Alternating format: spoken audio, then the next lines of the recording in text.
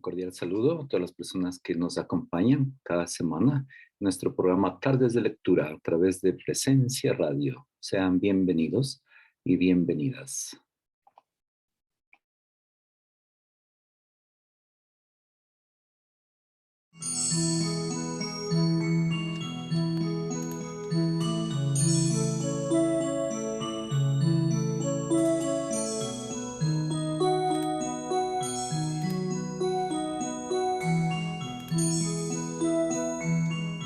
Vamos a empezar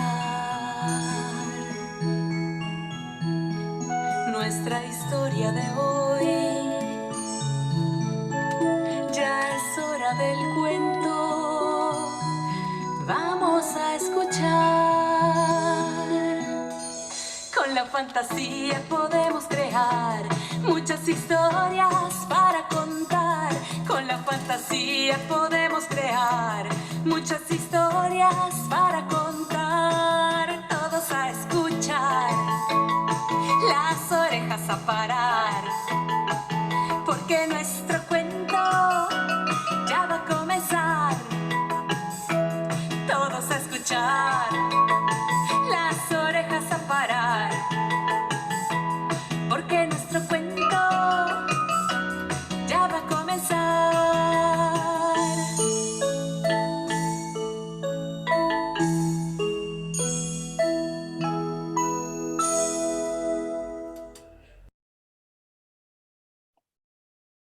En la tarde de hoy tendremos cuentos y más cuentos.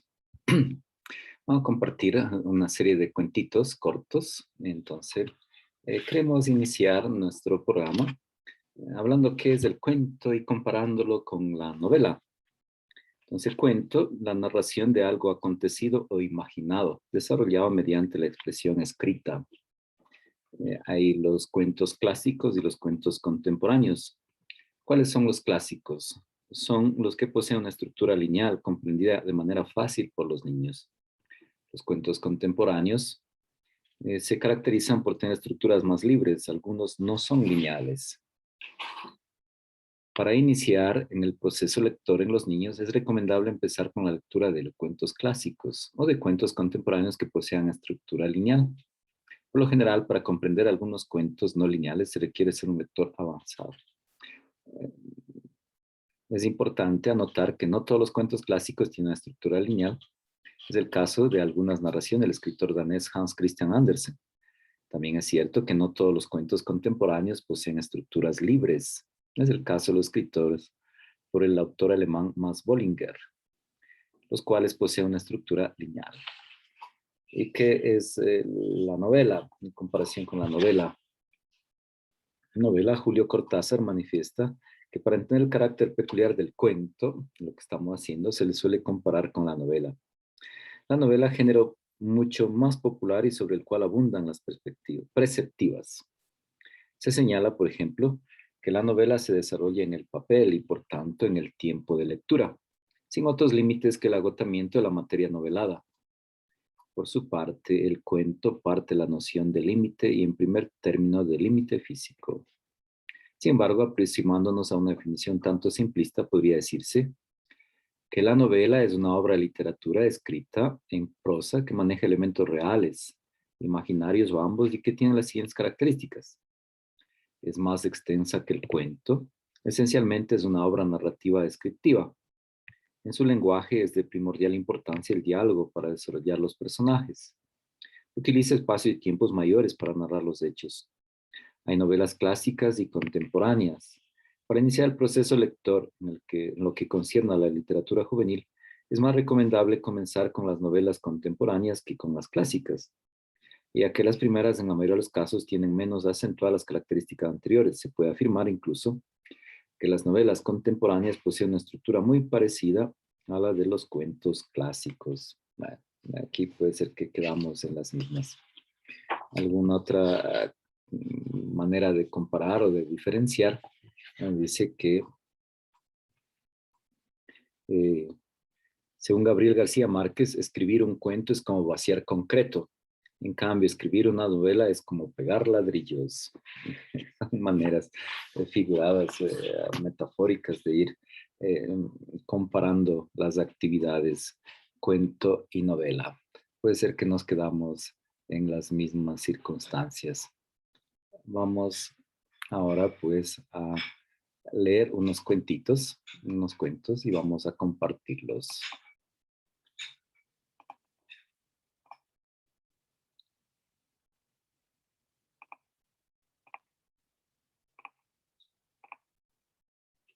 Me llama la atención el título, 25 cuentos para leer en 5 minutos. No es que los 25 cuentos se leen en 5 minutos, quizá cada cuento en 5 minutos. Así que los titulitos son algo interesantes. Y aquí el diseño, la portada muy bonita, los niños leyendo, pero también el perrito con la lectura, están los gatos, están las mascotas y luego tenemos el reloj.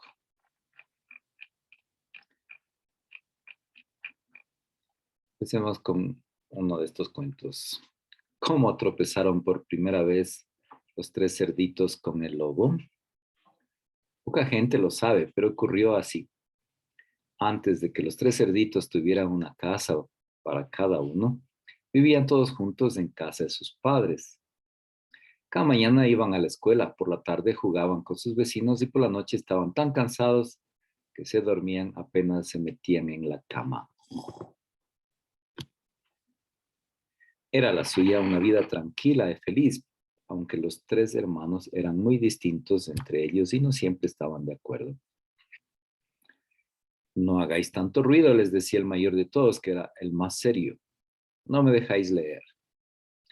Está bien, vamos a dibujar, contestaba el mediano a regañadientes. A la pelota gritaba el pequeño, yo no quiero dibujar, yo quiero jugar a la pelota. Así siempre se enfadaban, discutían y sus padres terminaban regañándolos. Basta de pelear, les ordenó muy seria su mamá. A partir de ahora vais a aprender a hacer las cosas juntos. Para empezar, quiero que vayáis los 3 a buscar una onza de arroz a la tienda de Doña Corneja. Cabizbajos, los cerditos salieron de casa pensando cada cual en los planes que había hecho para aquella tarde y que ya no podría cumplir. Por vuestra culpa me he quedado sin leer, se quejó el mayor. Y yo sin dibujar, lo imitó el mediano. Y yo sin jugar a la pelota, concluyó el pequeño, aunque por si acaso había salido con el balón debajo del brazo. Sin decir nada más, los cerditos siguieron caminando, cada uno a su ritmo. El menor iba botando la pelota y lanzándola al aire. El mediano dibujaba en el suelo con una tiza mientras caminaba, y el mayor pensaba en cuánto le hubiera gustado quedarse leyendo. En su bolsillo tintineaban las monedas para pagar el arroz, pues su madre le había hecho responsable del dinero. A cargo del dinero. A cargo de mis hermanos. Siempre me toca a mí estar a cargo de todo. Se quejaba, caminando cada vez más rápido. Tan enfrascado iba en sus pensamientos que no le prestaba atención más que a su propio enfado.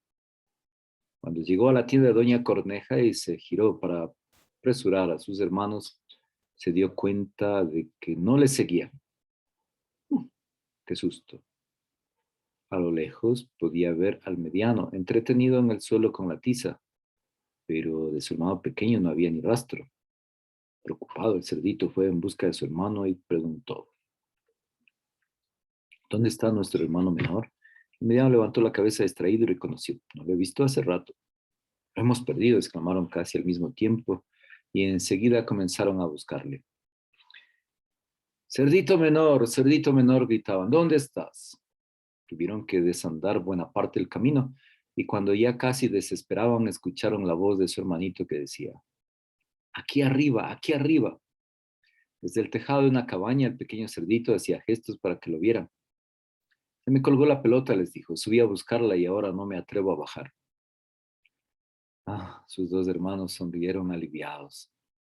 Ahora subo a rescatarte, exclamó el mediano, que trepó al tejado y se abrazó a su hermano menor. Dame la mano y bajaremos juntos. En cuanto se asomaron al borde del tejado, los cerditos se asustaron y así que en lugar de uno, fueron 2 cerditos los que no se atrevían a bajar.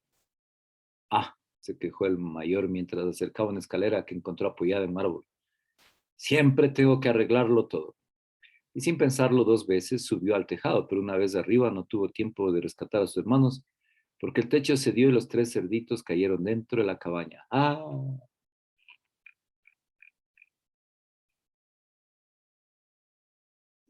Por suerte, el testarazo fue más suave de lo previsto. Los tres cerditos aterrizaron nada más y nada menos que sobre un pastel de nata. Mi pastel escucharon nada más caer. Habéis arruinado mi pastel de cumpleaños. Delante de ellos había un lobito más o menos de la edad del cerdito menor, con los ojos llenos de lágrimas. Cerditos mal educados, protestó enseguida mamá loba. Ahora verán, amenazó papá lobo, subiéndose las mangas de la camisa. Los tres cerditos estaban rodeados. Hermanito, protestó entonces el cerdito mayor, con todas las cabañas que hay, y tuviste que colgar el balón justamente en la de la familia lobo. Y sin perder tiempo, los tres echaron a correr. ¡Qué carrera! ¡Por qué poco! Al final, después de mucho correr, los hermanos llegaron a su casa sanos y salvos, sin el arroz que habían mandado la mamá a comprar, pero con una lección aprendida. Adelante cuidarían uno de otros. Bueno, y este sería el final de esta historia, si no fuera porque al lobito, que había practicado mucho, no le hizo ninguna gracia no poder soplar las velas del pastel. Si alguna vez vuelvo a ver a esos cerditos, dijo, soplaré, soplaré y puntos suspensivos. Bien, ¿qué les ha parecido esta historia de la primera vez que encontraron los cerditos al lobo? Eh, Aquí vemos, ¿no? Una relectura de los cuentos clásicos en los cuales uno pues busca y va dándoles nuevos matices, nuevas aventuras.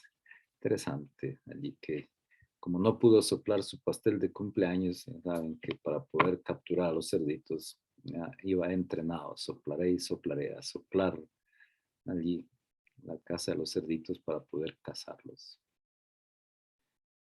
Bien, vamos con otra narración. Ratoncito Sánchez. ¿Quién de vosotros no conoce al ratoncito Pérez, el ratón más famoso del mundo? El ratoncito Pérez, el que se lleva los dientecitos de los niños. Pero si le preguntáis a un ratón, os dirá que estamos muy equivocados. El ratón más famoso de todos los tiempos se llamó Sánchez y no Pérez. Sánchez no solo fue un ratón famosísimo en su época, sino que además fue el ratón más ligero y diminuto de todos los tiempos. Era tan pequeño que dormía en un dedal y bastaba una sola gota de lluvia para que Sánchez quedase empapado de pies a cabeza. Oh, este ratoncito es como Pulgarcito. Por eso siempre ponía atención al tiempo que hacía antes de salir a la calle. Bueno, siempre, salvo una vez que comió tanto queso que le entró sueño y se quedó dormido. Que parecía con la realidad, ¿no? Después de comer un buen almuerzo, sueño. ¡Qué desastre! Me he quedado dormido, exclamó nada más despertarse justo hoy que hay reunión de ratones. Y a toda velocidad se acicaló los bigotes, se enderezó las orejas, se puso la gabardina más elegante que encontró en la caja de cerillas que le servía de armario. Como no podía perder ni un minuto, salió por la grieta más cercana y en un abrir y cerrar de ojos se encontró en la calle.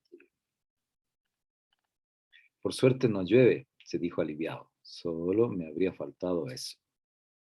Pero cuando se es un ratón diminuto como Sánchez, no conviene cantar victoria tan deprisa. El cielo apenas le dejó avanzar 2 pasos antes de mandarle una ventolera que le infló la gabardina como un globo. ¡Oh! Exclamó el ratoncito mientras se elevaba por los aires. Esto sí que no me lo esperaba. A menos que canta un gallo, Sánchez se encontró volando por encima de los tejados las azoteas de la ciudad. Todo un contratiempo, pero no hay que negar que la vista es preciosa, pensó mientras contemplaba las calles y las casas. Tiene una actitud positiva en medio de la adversidad. De repente, El viento se detuvo y el ratón Sánchez empezó a descender. Menos mal que la gabardina le hacía de paracaídas. A ver dónde caigo, murmuró con curiosidad.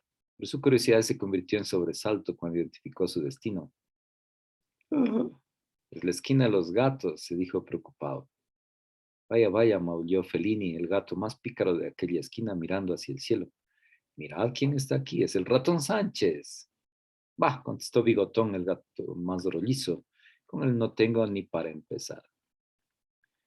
Petrificado de miedo, Sánchez se veía cómo iba perdiendo altura, cayendo sin remedio en la zona más peligrosa de la ciudad, sobre todo si eres un ratón. Uy.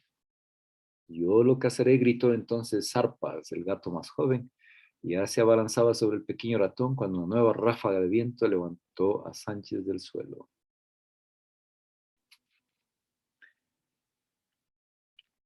¿Cómo molestó aquello a los gatos? ¿Y qué alto saltaban para atrapar al pobre ratón?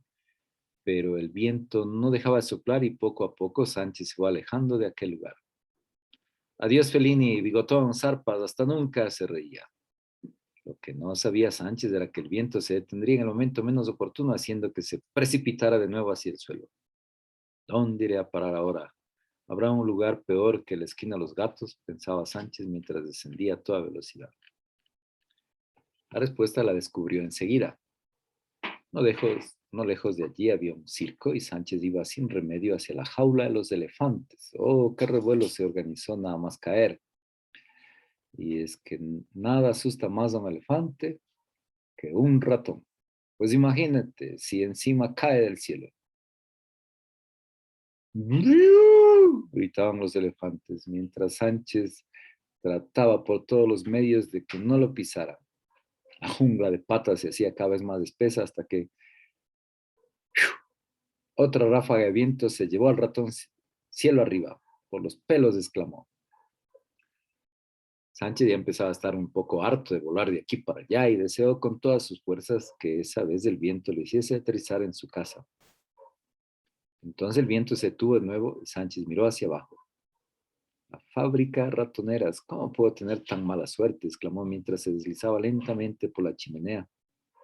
Al llegar al suelo, Sánchez estaba tan negro como el carbón. Y si tuviera que contaros todos los saltos, brincos y carreras que Sánchez necesitó para huir de aquel lugar repleto de ratoneras, esta historia no tendría fin.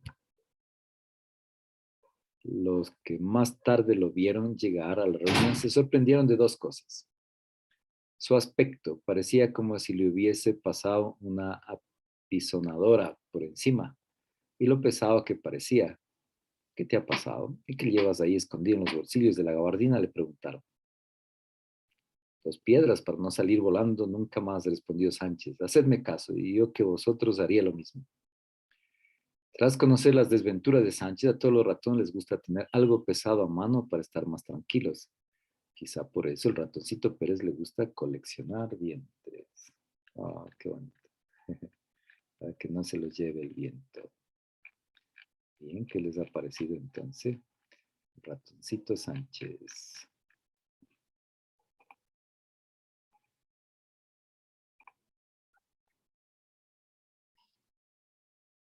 Continuamos con la siguiente historia. El espejo hechizado del rey Filiberto.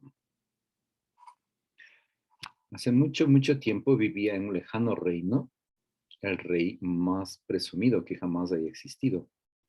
Se llamaba Filiberto. Lo que más le gustaba era mirarse en el espejo que llevaba consigo a todas partes. Incluso cuando montaba a caballo colgaba el espejo al cuello del animal. Oh, este es otro Narciso. Qué guapo soy, no me cansaría nunca de mirarme, se decía Filiberto un día que había salido a pasear al lomo de su caballo. De repente una anciana mendiga se cruzó en su camino. Por caridad, caballero, ¿no me daría el espejo que cuelga del cuello de vuestro caballo? En el pueblo lo podría cambiar por algo de pan. Al escuchar la propuesta, la anciana a Filiberto un poco más le da un soponcio. ¿Pero qué dices, insensata? ¿Regalarte el espejo? ¿Es que acaso has perdido el juicio? Apártate de mi camino.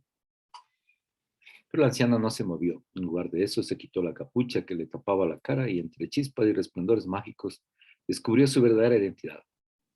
Era Ventisca, la bruja más arisca. Oh, está en problemas, Filiberto. Rey engreído gritó, te equivocaste al insultar a una bruja, y murmurando para que Filiberto no pudiera escucharla, recitó el siguiente conjuro. Parrabín, Parrabel, el espejo será cruel y no verás ya tu rostro, sino tu alma negra en él. Dicho esto, lo envolvió una gran nube de color violeta y desapareció. No me das ningún miedo tus conjuros, gritó Filiberto, fingiendo indiferencia. Pero de reojo espió su reflejo en el espejo para tranquilizarse. Aulló apenas se vio. Estoy horrible. Efectivamente, la imagen que le devolvía al espejo no era la del joven apuesto de siempre, sino la de un ser monstruoso de piel verde y lleno de verrugas. No puede ser, gritaba mientras regresaba galopando al castillo, presa del pánico. Nada más llegar, Filiberto, angustiado, se encerró en su habitación. No quiso salir ni para comer, ni para merendar, ni para cenar. Pasaron los días y el hechizo, lejos de mejorar, empeoraba. Todas las mañanas Filiberto se miraba con miedo en el espejo y todas las mañanas descubría la imagen de un monstruo cada vez más monstruoso.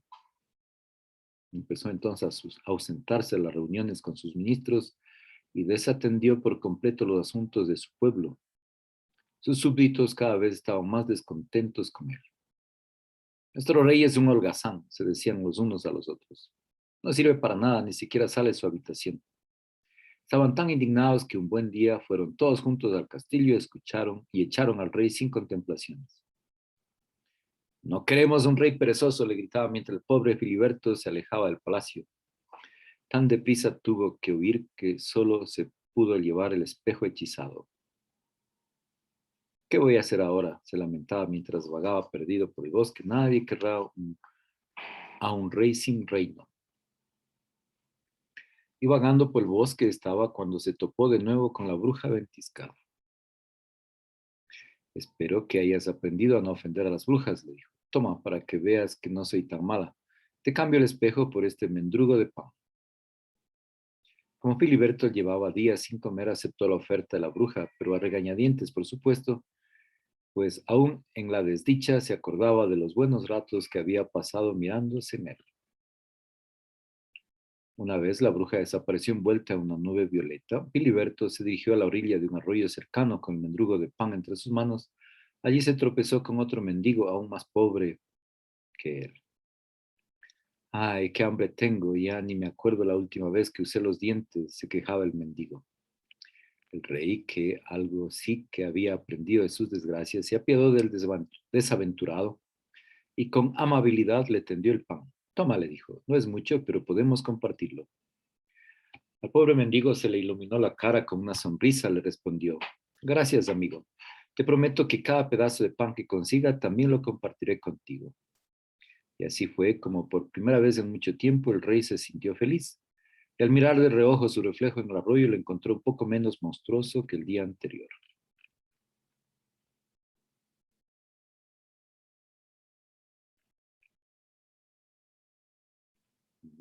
Vamos con otro cuento.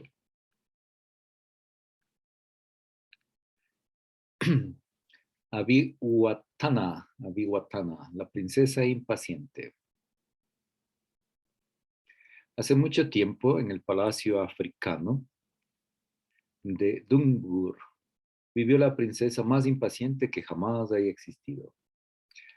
Abiwatana era su nombre. La princesa Abiwatana tenía tan poca paciencia que antes de empezar algo ya tenía ganas de terminarlo. Y por su impaciencia fue conocida en el mundo entero. ¿Qué le pasó?, os preguntaréis. Tened un poco de paciencia, que ahora os lo cuento. Ocurrió un día en que la princesa Abiwatana, la más bella entre las bellas, aunque siempre iba despeinada porque no tenía paciencia para acicalarse el pelo, se levantó con unas ganas tremendas de salir a pasear por la sabana y corrió a contárselo a su padre, el rey Tasue. Ahora no puedes salir, le respondió su padre. Los vigías me han dicho que una manada de leones me rodea cerca. Debes esperar a que se vayan. ¿Esperar?, exclamó Abiwatana. ¿Cuánto? No puedo esperar más. ¿Puedo salir ya? No, Abihuatana, ten un poco de paciencia. Paciencia. ¿Y por qué no los echas? Tú eres el rey. Hija, exclamó el rey, no voy a molestar a los leones por un capricho. ¿Acaso te gustaría que te echaran a ti de palacio? Pero Abihuatana, presa de su impaciencia, ni se molestó en contestarle. ¡Qué rabia! Gritaba Abihuatana mientras corría por los pasillos del palacio. Cuanto más lo pienso, más ganas tengo de salir a pasear por la sabana. Desesperada por encontrar una solución, fue en busca de Besebacén, el brujo de la corte. Besebacén conocía a la princesa desde que era una niña y nunca le negaba ningún capricho. Besebacén lo llamó, entrando en su aposento. Tienes que ayudarme. Quiero ir a pasear por la sabana, pero mi padre no me deja salir. Dice que hay leones cerca. Pero, princesa, le respondió Besebacén, si el rey no quiere que salgáis, yo no puedo hacer nada.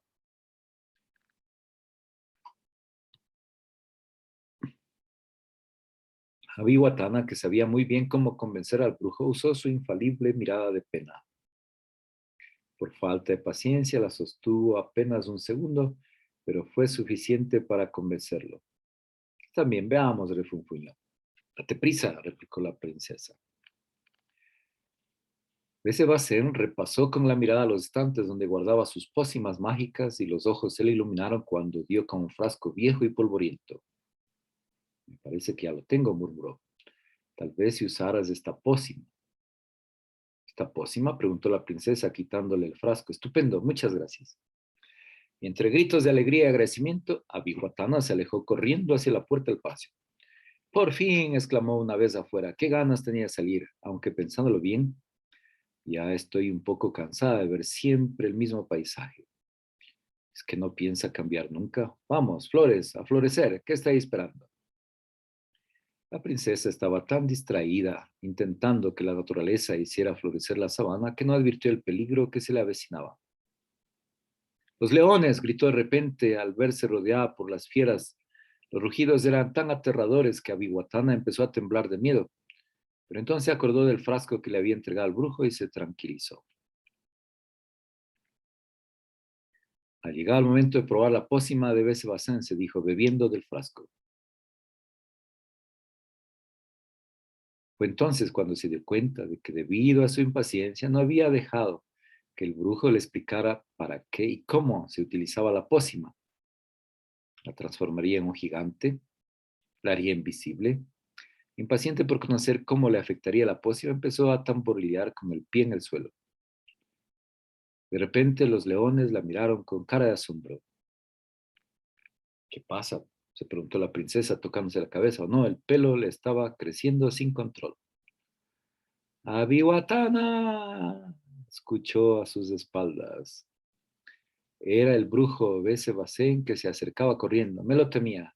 Se lamentó al ver a la princesa en ese estado. Sin perder un segundo, Besebacén le arrebató el frasco y se lo arrojó a los leones, que al contacto con la pócima se convirtieron en enormes bolas de pelo, incapaz de dar un paso sin tropezar con su propia melena. Mira lo que te ha pasado por ser tan impaciente, sermoneó Besebacén a la princesa. Si me hubieras dejado que te explicara. Pasado el peligro, la princesa aprendió la lección y procuró ser más paciente. ¿Qué remedio? Durante 2 meses tuvo que ir a la peluquería cada 10 minutos. La historia de Abihuatana se hizo tan famosa que brujos y brujas de todo el mundo acudieron a comprar el crecepelos de Besebacén.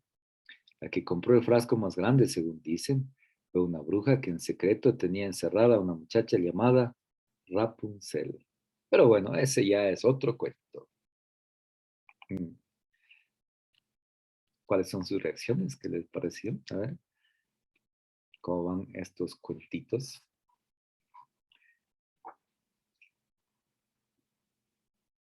¿Qué pasó antes de? Interesante. Vamos a continuar entonces con otros cuentitos más. Siguiente, el zorro y la liebre. No, ¿qué pasará con el zorro y la liebre? No puedo más, gritó el zorro tumbándose panza arriba. Eres demasiado rápida, liebre. Me rindo, hagamos las paces. La liebre, que hasta el momento había huido del zorro, dio media vuelta con la lengua afuera. Está bien, le dijo, yo tampoco puedo dar un paso más. Descansemos. Y los dos animales se quedaron un buen rato tumbados en el prado, cansados de tanta carrera. Todos los días ocurría lo mismo. El zorro corría para atrapar a la liebre y todos los días la liebre corría para que el zorro no la atrapara hasta que ambos caían rendidos y decidían almorzar zanahorias y manzanas. Era primavera y el prado estaba salpicado de flores. Aquella mañana una llovizna lo había regado todo. El zorro, que poco a poco se iba recuperando, giró la cabeza y a lo lejos divisó el arco iris entre dos montañas. Mira, liebre, el arco iris. Qué hermoso es, respondió la liebre.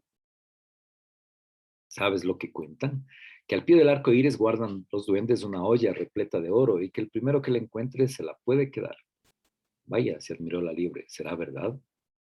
Da igual, replicó el zorro, está demasiado lejos, no hay nadie tan rápido que pueda llegar hasta él antes de que se desvanezca. Lástima, se lamentó la liebre, me vendría muy bien una olla de oro, podría ir de viaje a algún país sin zorros. Y a mí, añadió el zorro, comería todos los días en el restaurante del señor Topo y no tendría que perseguirte. Ay, suspiraron ambos soñando con aquel tesoro. Entonces la liebre tuvo una idea. Escucha, zorro, le dijo. Tú y yo somos muy rápidos, pero no podemos llegar al nacimiento del arco iris sin ayuda, nos cansaríamos antes. Eso ya lo sé. ¿Por qué crees que nunca lo he intentado? Replicó el zorro malhumorado. Sí, pero espera, te propongo un trato. Llevémonos el uno al otro, y de ese modo, cuando uno se canse, el otro podrá seguir.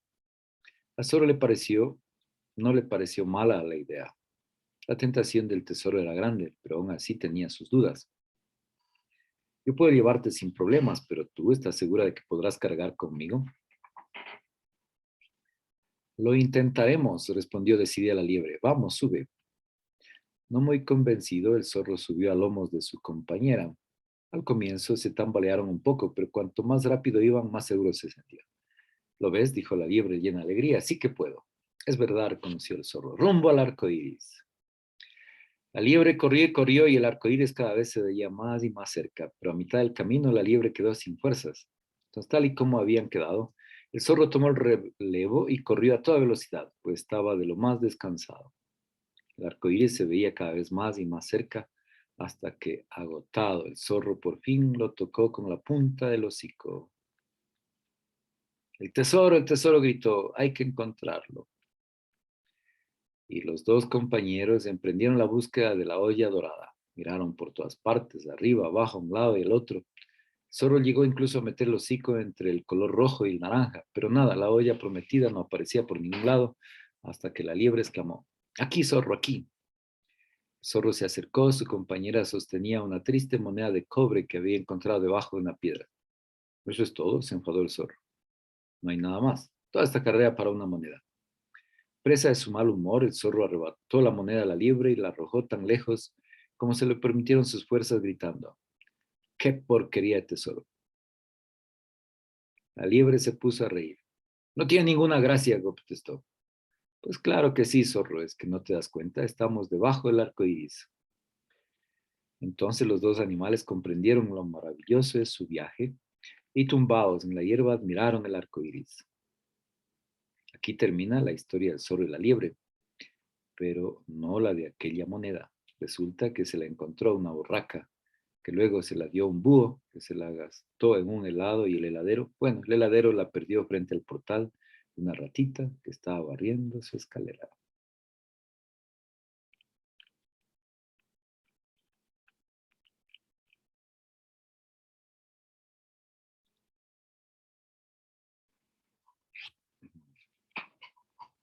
Otro cuento. Las desventuras de Arturo, el osesno hambriento.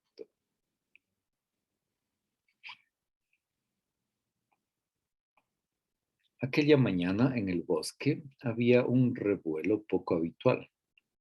Entre pájaros, ardillas y erizos corría el rumor de que un oso hambriento merodeaba por la zona en busca de comida. Pero la verdad era que el animal hambriento no era un oso, sino un osesno, el osesno Arturo para más señas. Arturo Era un oso de cabaña donde vivía con sus padres, el señor y la señora oso, y aunque tenía hambre, estaba acostumbrado a comer con cuchara. Y de cucharadas, precisamente era el problema de Arturo. Sopa de calabacín, gruñía para sí. Estoy harto de que mamá siempre cocine sopa de calabacín. No me gusta. Con la mirada fija en el suelo y las cejas muy juntas, Arturo recordaba la discusión que había tenido con su madre esa mañana. Era el tercer día seguido que había sopa de calabacín para comer. Y Arturo odiaba ambas cosas, la sopa y el calabacín. Así que la combinación era lo peor que le podían dar para comer.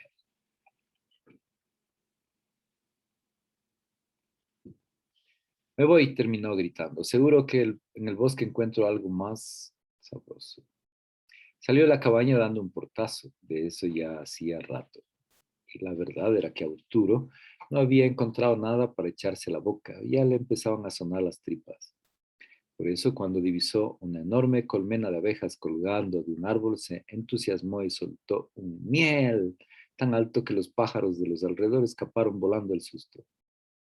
Arturo se acercó al árbol relamiéndose el hocico, pero en cuanto puso la pata encima de la colmena, un ejército de abejas lo envolvió y comenzaron a picarle. ¡Ay, ay! Gritaba el osesno mientras huía. ¿Cómo pica? Corre que correrás. Llegó hasta el río y tuvo que zambullirse en él para que lo dejaran en paz. Uf, soltó al sacar la cabeza del agua. Adiós, miel. Habrá que seguir buscando.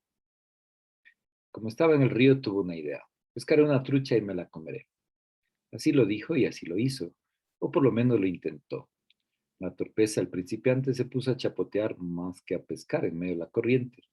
Los peces se le escurrían entre sus garras como pastillas de jabón, y muy pronto el océano se cansó de intentarlo. No es nada fácil, reconoció finalmente. De repente sintió que le picoteaban la cabeza. Otra vez las abejas, pensó. Pero Arturo se equivocaba. Deja de asustar a los peces, lo regañó un martín pescador, martillándole la cabeza con su pico. Basta, replicó el ocesno, tratando de ahuyentarlo con los brazos. Yo no quiero asustarlos, quiero pescarlos. Pues los asustas, intervino un segundo martín pescador que se había unido al ataque. Vete de nuestro río, le gritaron ambos. Y otra vez el ocesno tuvo que salir corriendo sin haber probado bocado. Al rato el hambre era tal que Arturo empezó a pensar en la sopa de calabacín sin tantos remilgos. Quizás debería volver, se dijo. Pero justo cuando se dio media vuelta para volver a su casa, vio algo que lo detuvo. Frente a sus narices, sobre un lecho de hojas, había una cesta repleta de jugosa fruta. Eso tiene que ser de alguien, se dijo, pero el hambre lo venció. Enseguida, un mordisco no se notará. Y un paso al frente y ¡bum! El suelo se hundió bajo sus pies y en un abrir y cerrar de ojos de los sesnos se encontró en el fondo de un profundo hoyo. Una trampa, comprendió. He caído en la trampa de un cazador. Y así había sido. Con el corazón encogido, Arturo contempló el cielo que se abría sobre su cabeza desde el fondo del agujero. ¡Socorro, socorro! Gritó desesperado. No tardó en ver una sombra acercarse. El cazador pensó. Muerto de miedo, cerró los ojos. Pero cuando ya temía lo peor, una voz conocida los llamó por su nombre. Arturo. Losesno miró hacia arriba, el corazón se le llenó de alegría. Papá, mamá, gritó. Efectivamente, eran el señor y la señora Oso. Dame la mano, le dijo su padre mientras estiraba el brazo. Hay que salir de aquí antes de que vuelva el cazador. Con los ojos llenos de lágrimas mientras los subían, Arturo decía, qué miedo he pasado. Mamá, te prometo de que ahora en adelante me comeré la sopa sin rechistar todos los días. Me encanta la sopa, me encanta. La señora Oso lo consoló con una sonrisa y un abrazo antes de decirle, volvamos a la cabaña, la comida debe estar fría. En realidad, más que fría, la comida de los tres osos estaba empezada. Porque mientras él estaba en el bosque, una jovencita de cabello rubio y con tirabuzones había entrado en la cabaña y al ver la mesa puesta con 3 platos de sopa, no había podido resistirse a probarla.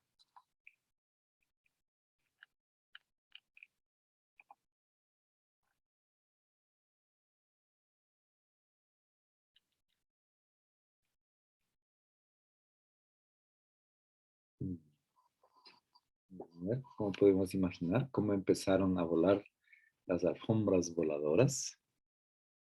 Aquí en este cuento encontraremos la respuesta.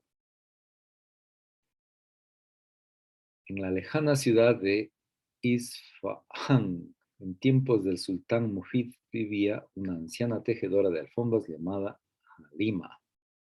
Halima no tenía hijos ni familia alguna y vivía entregada a su trabajo. Toda Persia se decía que no había alfombras más bellas que las suyas. Sin embargo, los dedos de Halima ya no eran jóvenes y cada vez le costaba más tiempo terminar sus trabajos.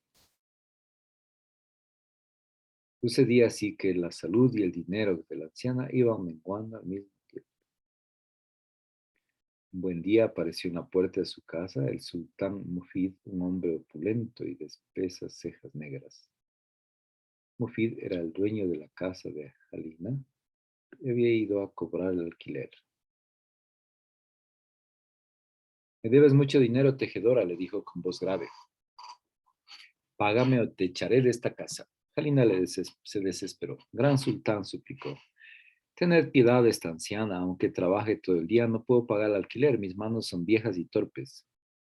Entonces recoge tus cosas y márchate, replicó el sultán. Al verse perdida, la anciana se echó a llorar desconsoladamente. Mufid la miró de reojo con malicia. En realidad envidiaba a Halina, pues sabía que a pesar de sus riquezas, jamás lograría poseer el talento de la tejedora. Pero Halina lloraba con una tristeza que al final el duro corazón de Mufid se ablandó un poquito.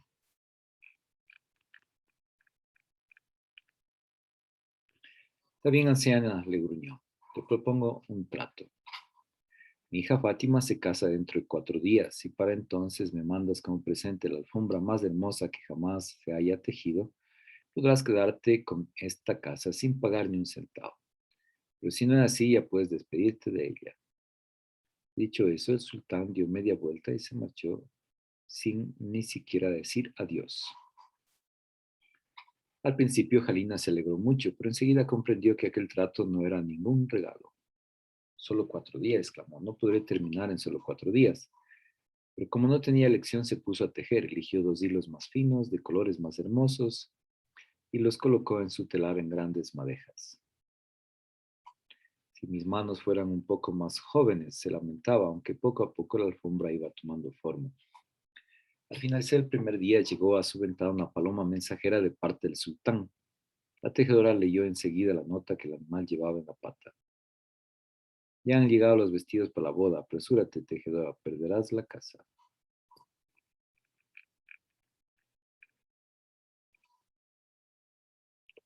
Dichoso Mofid, protestó la anciana. Pero como la paloma no tenía la culpa de su desgracia, le dio un poco de agua y algunas semillas y el ave se quedó con la tejedora contemplando su trabajo. Alina tejió toda la noche, sin embargo, al llegar al amanecer del segundo día todavía le faltaba mucho para terminar la alfombra.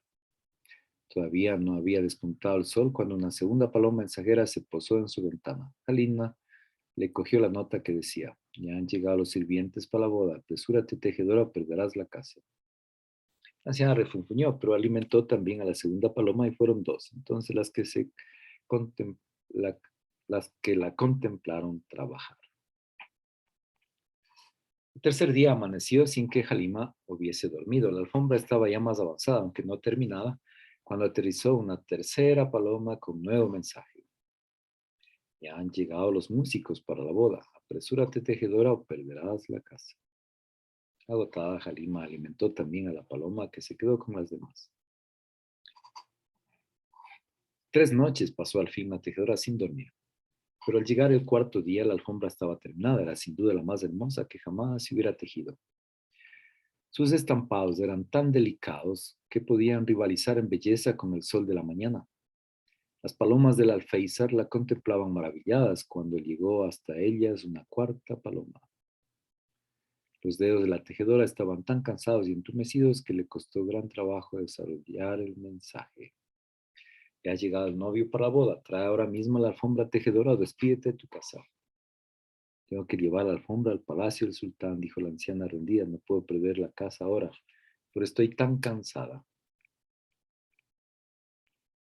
Hija Lima se durmió sin creer sobre las semillas que llevaba para la cuarta paloma. Por suerte, las aves mensajeras habían comprendido los apuros de la tejedora y cada uno tomó con el pico un extremo de la alfombra y la sacaron volando por la ventana. Y así volando llegó el regalo al palacio del sultán, que no tuvo más remedio que cumplir su promesa y regalarle la casa a la humilde Jalí. Aquel día muchos ciudadanos vieron volar una alfombra por los cielos de Isfahan. Y desde entonces, allí y en muchas otras partes se dice que las alfombras de Jalina son mágicas y que vuelan, aunque la verdad, ya lo habéis visto, es otra. Interesante. Bien, son los cuentitos. ¿Qué les parece? ¿Cómo vamos con nuestra tarde de lectura? Entonces, allí tenemos en el cuento, ahí la imaginación, la fantasía, los relatos son cortos de la novela.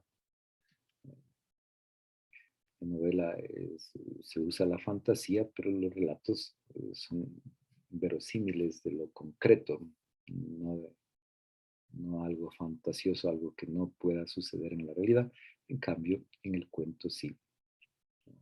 Fantasía también de cosas que no suceden en la realidad. Vamos con otro cuento. El hada y el ogro.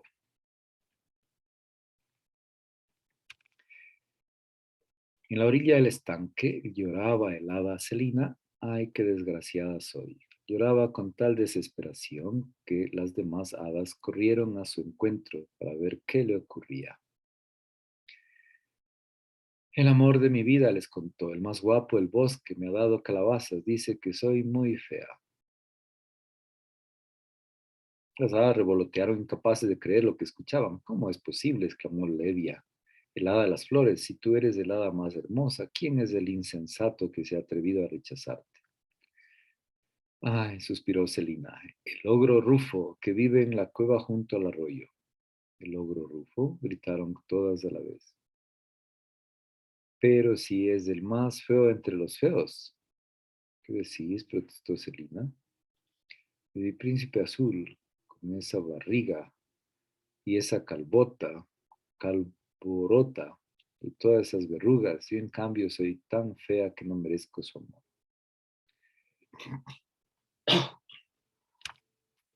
Las hadas abrieron los ojos como platos. Estaba claro que Celina se había vuelto loca de remate. Y con muy buena voluntad intentaron convencerla de que el ogro Rufo no era buen partido para ella, pero no hubo manera. Celina estaba tan enamorada. Está bien, dijo al fin Levia, cansada de discutir. Agitó entonces su varita mágica en el aire, rozó con ella la nariz de Celina y tras unas cuantas chispas de destellos mágicos le creció a Celina una enorme verruga en el lugar exacto donde le había tocado. ¿Pero qué has hecho?, protestó Celina al verse reflejada en el estanque. ¿Acaso no lo sabes?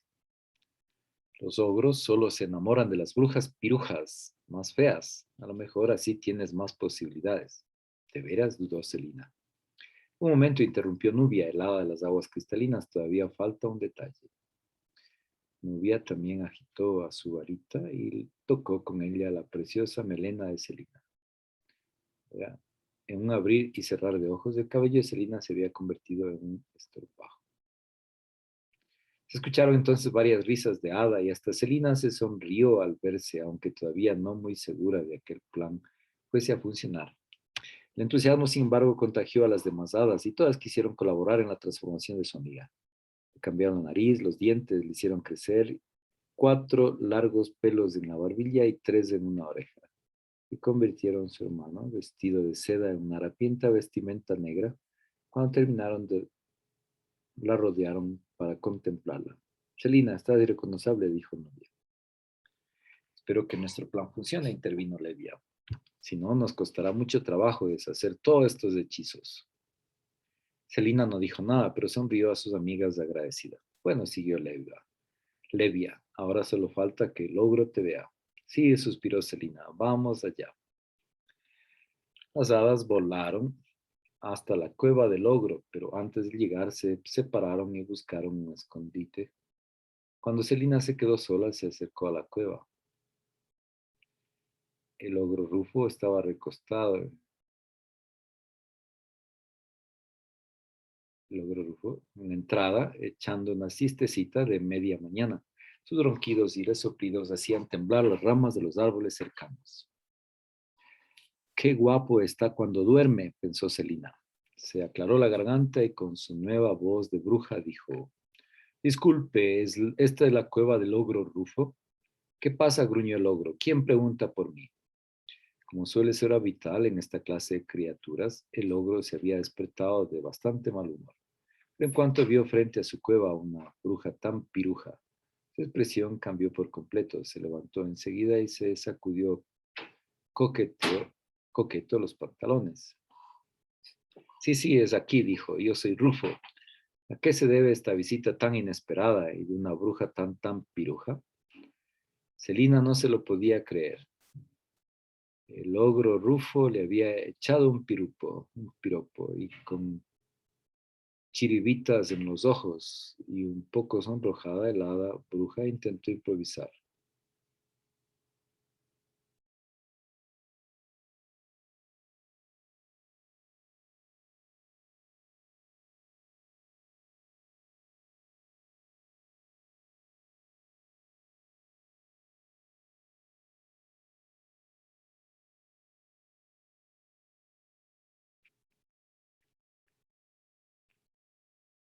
Celina no se lo podía creer. El ogro Rufo le había echado un piropo y con chiribitas en los ojos y un poco sonrojada, la hada bruja intentó improvisar. Qué amable, señor ogro. Bueno, verá, yo vine porque... Qué fallo, no se le ocurría ninguna excusa. Por suerte, el propio Rufo acudió con su ayuda. ¿Por qué no pasa y le enseño mi cueva? Tengo una sopa de ancas de rana en el puchero. ¿Qué le parece? Le invito a comer. Estupendo, exclamó Celina. Desde su escondrijo, las hadas vieron desaparecer a Rufo y a Celina cueva adentro, y ya no tuvieron ninguna duda de que su plan había funcionado a la perfección. Rieron de felicidad, linando el bosque con el sonido de cascabeles de sus risas. Así fue, ni más ni menos, como Rufo y Celina vivieron felices para siempre en la cueva junto al arroyo. Y desde entonces sabe que no hay que temer a las brujas más pirujas, porque son hadas enamoradas de algún ogro. Wow, qué...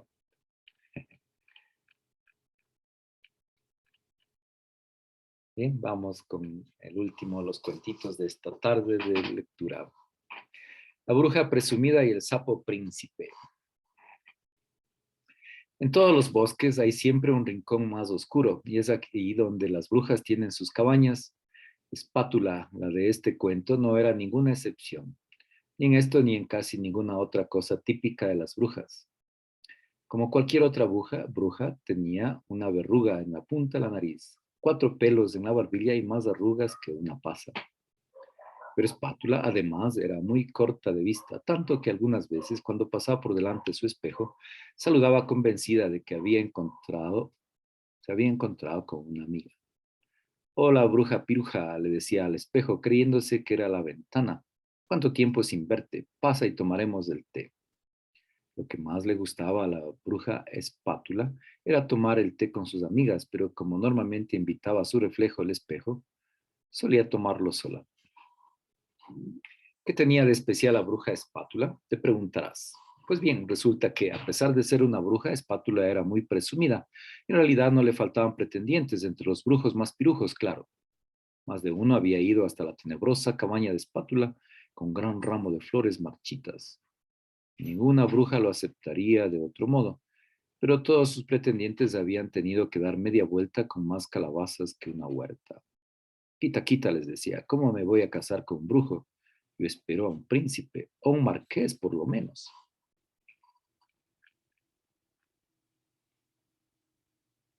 Y así, espera que esperas, Espátula seguía soltera y su lista de pretendientes iba disminuyendo, pero entre ellos había uno, el brujo Rastrojo, que tenía muy, pero muy mal carácter. Tan mal carácter que el día que Espátula lo rechazó lo marcó bien negro con un carbón en su calendario y juró que al año se vengaría. Uy, sí, qué miedo, se burló Espátula. Dentro de un año yo estaré casada con algún príncipe. Espátula fantaseaba desde luego y fantaseando transcurrió el año entero. Espátula ya se había olvidado de Rastrojo, pero el brujo no había olvidado su promesa y tenía un plan para cumplirla. El día fijado, pues se acercó sigiloso a la cabaña de la bruja que andaba por su seco jardín. Laralá, laralá, canturreaba. Pronto un príncipe azul vendrá y con él me llevará. El escenario perfecto, dijo el brujo oculto tras un árbol. Mi plan no puede fallar. Y en voz baja, para que Espátula no lo oyera, recitó el conjuro para tener voz de príncipe. Hechizo que hechiza y encanto que encanta, como la de un bello príncipe, sonará mi garganta. Dicho esto, se dirigió hasta donde estaba Espátula.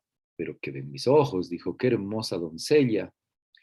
¿Es a mí? Preguntó sorprendida la bruja girándose. ¿Y a quién, si no? Siguió Rastrojo con su comedia. Soy un príncipe extranjero y no conozco este lugar, pero dudo que haya otra más bella. Un príncipe, exclamó Espátula, por fin. Uy, señor príncipe, no sabe cuánto tiempo hace que le espero. ¿Por qué no pasa y tomamos un té? Rastrojo tuvo que esforzarse para no echarse a reír, aceptó la invitación y en un periquete se encontró sentado a la mesa de Espátula esperando el té. Esta es la mía, la invitaré a dar un paseo y así todo el mundo me verá con ella, pensó el brujo. ¿Por qué no damos un paseo, bella princesa?, propuso Rastrojo. Claro, claro, contestó Espátula desde la cocina, pero primero tomemos el té. Tomar té en compañía es lo que más me gusta.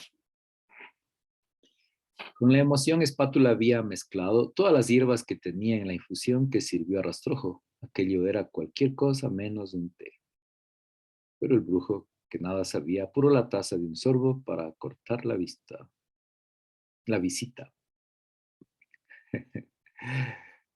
Un sorbo para cortar la visita. Y bien corta sería, aunque las cosas no salieron como Rastrojo había planeado, y es que las hierbas mezcladas en la infusión tuvieron efecto inesperado. El cuerpo del brujo se encogió, su piel se volvió verde y viscosa y su lengua se estiró como un matasuegras. En pocas palabras, se convirtió en un sapo. Espátula, corta de vista y feliz, no se dio cuenta de nada y siguió hablando como si tal cosa. Enseguida saldremos a pasear, pero primero conozcamos un poco. ¿No le parece, príncipe, por ejemplo, usted de qué reino viene? ¡Croak! Dijo el brujo, incapaz de decir otra cosa. ¡Croak! No conozco ese reino, queda muy lejos de aquí. ¡Croak! Insistió Rastrojo empezando a saltar. ¿Cómo? ¿Pero a dónde va, señor príncipe? ¿Por qué sale por la ventana? Espere, espere. El brujo, sapo, muerto de vergüenza, huyó brincando y la bruja Espátula lo persiguió durante toda la tarde. El bosque entero la vio siguiendo a un sapo gritando, príncipe, príncipe. Y así fue como, desde entonces, todos creen que las brujas convierten a los príncipes en sapos. Bien, hasta aquí llegamos con nuestras tardes de lectura. Presencia Radio desde la ciudad de Cuenca. Pues muchísimas gracias por acompañarnos. Vamos a concluir y a despedirnos de nuestras tardes de lectura.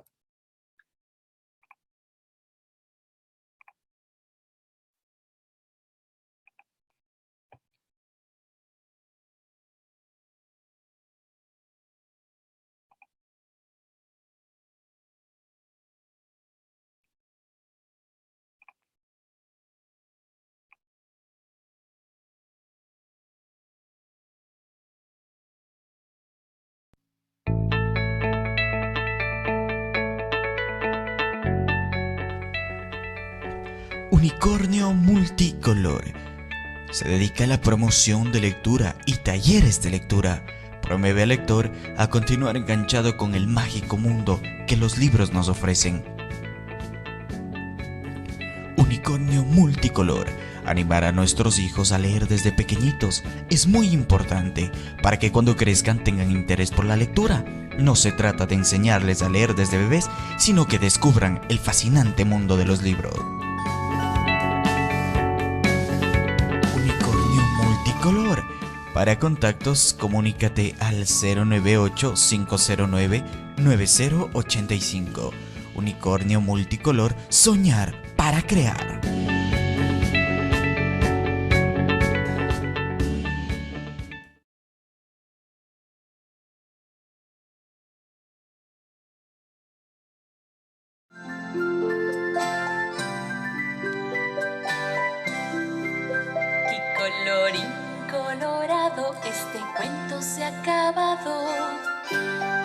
día volveremos con historias para ti. Y colorín colorado, este cuento se ha acabado. Otro día volveremos con historias para ti.